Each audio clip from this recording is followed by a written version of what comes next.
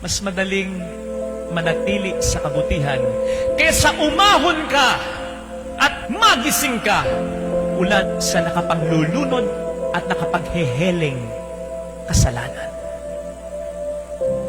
Kaya kung faithful ka na sa asawa mo, tuloy-tuloy mo na. Huwag mo nang naising maging unfaithful pa.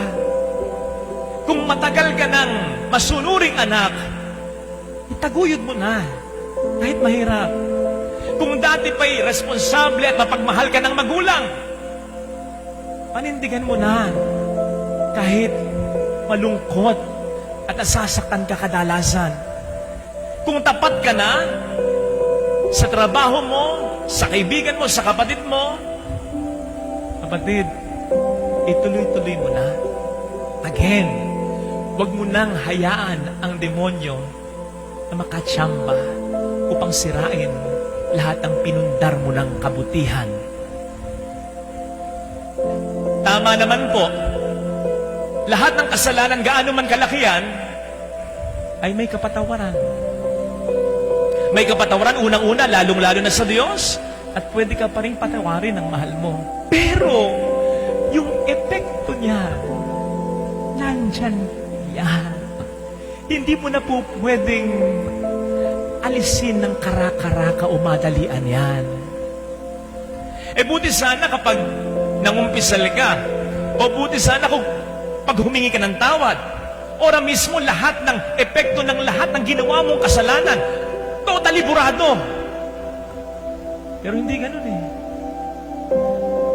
Yan nga po ang kung minsan problema sa sinasabi nating forgive and forget. Sino ba naman ang ayaw magpatawad? Sige nga.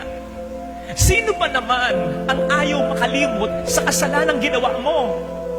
Sabi ko nga, yung nagawan mo na ng kasalanan, siya pang nahihirapan. Kasi yung epekto, nasira mo na ang pangalan niya, nagkaanak ka na sa iba, nagkautang-utang na ang iyong pamilya, sira na ang pag-aaral mo, pasak na ang kinabukasan mo, pasag na ang tiwala niya sa iyo. Nandiyan eh. So how can one easily forget? Kung ang epekto ng kasalanan mo ay nakikita na, alala, nandiyan dyan, nararamdaman. Sana mga kapatid, again, bagamat kapuri-puri sa Panginoon na tayo magsisi sa kasalanan, mas lalo kapuri-puri para sa Kanya kung tayo gumagawa na ng kabutihan at panindigan na natin yan, umiwas na lalo na sa mga malalaki at seryosong kasalanan. Totoo, mahirap ito. Totoo, nakalulungkot kadalasan. Pero, experience will tell us, hindi natin kinaaawaan ang mga taong ganyan. In fact, sa mga taong ganyan, nasasabi natin ang mga salitang, kaya bilib ako sa iyo, hanga ako sa iyo, hindi ko kayang ginagawa mo.